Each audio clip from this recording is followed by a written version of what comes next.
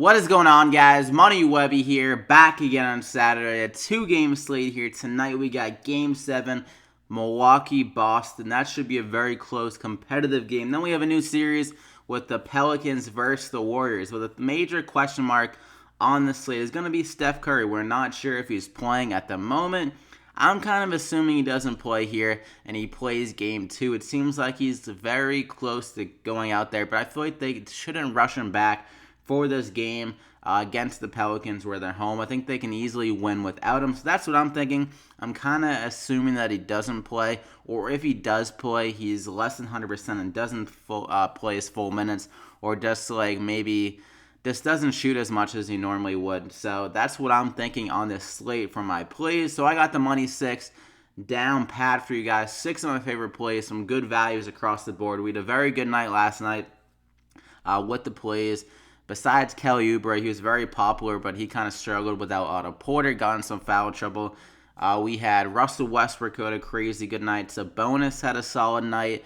Gobert had a solid night. He returned over 5 times value. Also, Joe Ingles had a solid night. So those are the kind of some of the plays that did very well for us. Westbrook could have even had a bigger night if he got that double-double. He's very close. Dropped over 40 points. So that was a solid thing. But like I said, money 6 guys here. Drop a like though before we get going. I'd greatly appreciate it if you can do that. If you ran out any of the guys yesterday and got some success with them, be sure to leave a like. It really helps me out with these videos. So let's just hop into it. Kevin Durant's going to be my first guy at 9,700. The matchup is very good against the Pelicans. They struggle against small forwards on the year. They'll probably, if I was the Pelicans, I would put Anthony Davis on him, but I doubt they're going to do that, honestly. So I think Kevin Durant's going to have a very easy matchup here in this spot. In 3 games against them, he's dropped 50 DraftKings points on average. I think only one of those games he was without Steph Curry, and he dropped 40 points in that game. So a nice spot here for Kevin Durant. I think he can drop over 50 DraftKings points pretty easily, a much easier matchup than he was going against in San Antonio because that game was slower pace, and this game should be very fast-paced. Good for Kevin Durant in this spot. So at 9,700, he's going to be their go-to guy here. I think he can approach 40 points again in this game and has the capability to fill it up with rebounds and assists as well. So I'm going to lock in Kevin Durant there. And for my second guy, a guy that's really struggled the last 2 games, but I think he'll bounce back here for Milwaukee in this do or go home game, do or die game, that's what I meant to say, at 6,900. And just like how I think this game will play out, like Milwaukee, they're going to be very tense in this game. These younger guys like Giannis and also Brogdon and all these role players will probably not be able to show up as much in this Game 7 on the road. So I think Middleton,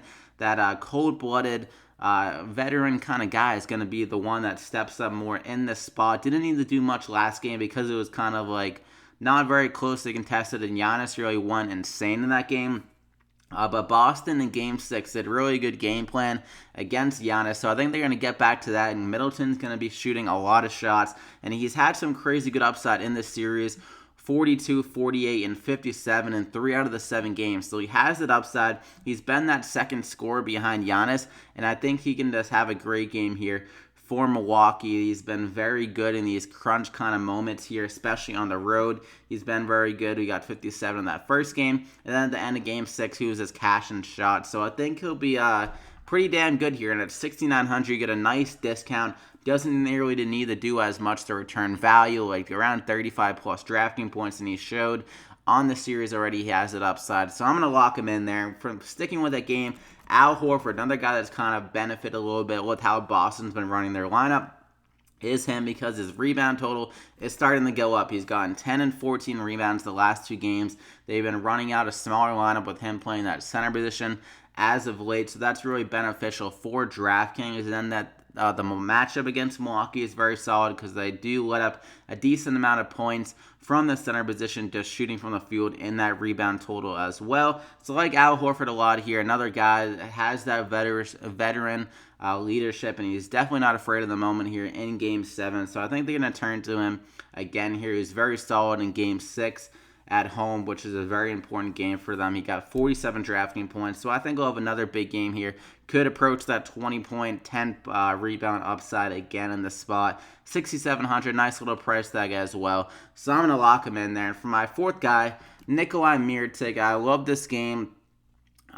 Just based on like how the series is going to play out, some high scoring, up-tempo games, but it's tough to fill out, obviously, with all these guys because they're priced up a little bit compared to the Boston, Milwaukee game. But Nikola Mirotic is a guy that definitely has some good upside here because I think the Warriors are definitely going to try to take out Anthony Davis in this spot, and they'll probably just let Mirotic, if he's going to get hot, so be it. For that kind of like thinking, like Jrue Holiday and Anthony Davis is the guys you normally focus on. So Mirotic could see some easier looks from the three-point line. You saw that against the Warriors in the one game against them this year with 50 DraftKings points, 6 for 11 from 3. So definitely a solid game there. And he's been shooting much better on the road this year. If you look at the splits, 41% on the road with the Pelicans. So he's much more comfortable on the road, for whatever reason, probably because I don't even know, he's not acclimated to playing in New Orleans, I guess. Well, for whatever reason, Mirotic here in this up-tempo game, he can get some more rebounds with the higher pace and just be able to shoot some more shots here. And he's had some big games already in the playoffs with 53 and 49 DraftKings points. So Nikola Mirotic, I think he's going to have a solid game here. If they put Draymond Green on him, Draymond's not really a normal guy that's on the perimeter as much. He's normally down low, so I don't know how they're going to match up with Mirotic, honestly. So I think that could kind of confuse them, and Mirotic could get some easier looks here. We saw Aldridge have some big games with that kind of stretch 4 role for San Antonio against the Warriors. So Mirotic, in that same kind of role, can definitely get it done. Lock him in there. For my fifth and final guy at this core, I'm going to go with Marcus Smart. Really disappointing in the last game. But back at home here, I think he'll bounce back. He was extremely good his first game at home, just flying around, getting blocks, steals, you name it, he was doing it. I think he can get some extra minutes here, honestly, if they go with some more small ball, because they really need that defense on Giannis, and with Smart in the lineup really helps him focus in on Giannis a bit more, because Smart can kind of hold his own on the perimeter, and they can really key down on Giannis. So at 4,600, Smart here, he's just a perfect playoff basketball player, and he can just do a little bit of everything. Perfect for DraftKings scoring as well. He can get points, rebounds, assists, blocks, steals. He just fills it up across the board, but wasn't able to do that last game, so that could kind of get people off him. But at 4,600, I think he can get some more minutes and just be able to fill it up in more categories than he did last game and get around 25 plus DraftKings points. So I'm going to go ahead and lock him in there. I mean, there's not many great cheap options, honestly, on this slate in the 4,000 range. But for my value guy, we're going to go with Andre Iguodala with Steph Curry. Looking like he's probably not going to play tonight. I don't know. As soon as I upload this video, it'll probably be ruled that he is playing.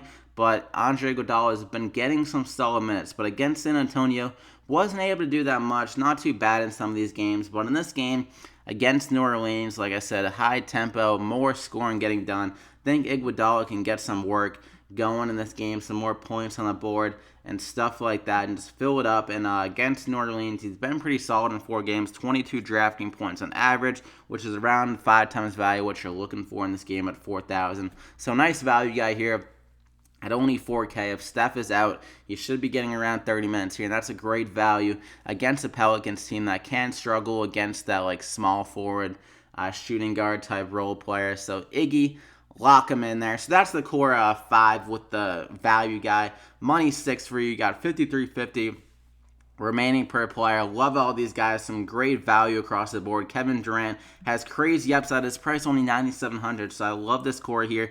Horford could go for 40. Middleton could go for 40. Mirotic could go for 40. Kevin Durant could go for 60 plus. So some great upside with some nice value with Smart and Iguodala here. So I hope you guys have a good night here with the plays. I wish you guys the best of luck. Enjoy your Saturday night here.